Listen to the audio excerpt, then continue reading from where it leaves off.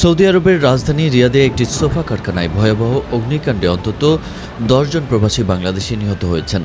নিহতদের সবাই নওগাঁ জেলার বিভিন্ন এলাকার বাসিন্দা।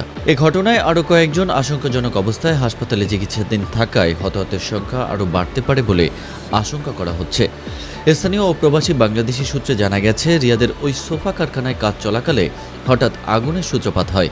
মুহূর্তের মধ্যে দাহ্য ফোম, কাপড় ও অন্যান্য সামগ্রীতে আগুন ছড়িয়ে পড়লে পুরো কারখানা ঘন কালো ধোঁয়া ও আগুনের লেলিহান শিখায় আচ্ছন্ন হয়ে পড়ে।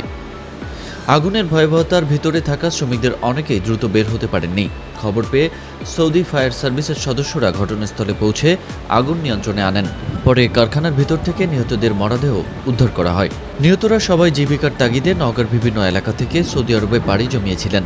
প্রবাসে পরিবারের স্বপ্ন পূরণ করতে গিয়ে তাদের এমন মর্মান্তিক মৃত্যুতে নওগাঁ জুড়ে নেমে এসেছে শোকের ছায়া। স্বজনদের আহাজারিতে ভারী হয়ে উঠেছে পরিবেশ।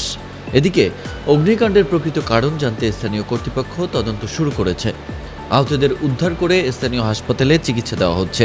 নিহতদের পরিচয় শনাক্ত ও প্রয়োজনীয় আনুষ্ঠানিকতা শেষে মরদেহ দেশে পাঠানোর প্রক্রিয়া শুরু হবে বলে জানা গেছে। তবে এ ঘটনায় নিহতের সংখ্যা আরও বাড়তে পারে বলে আশঙ্কা করছেন সংশ্লিষ্টরা।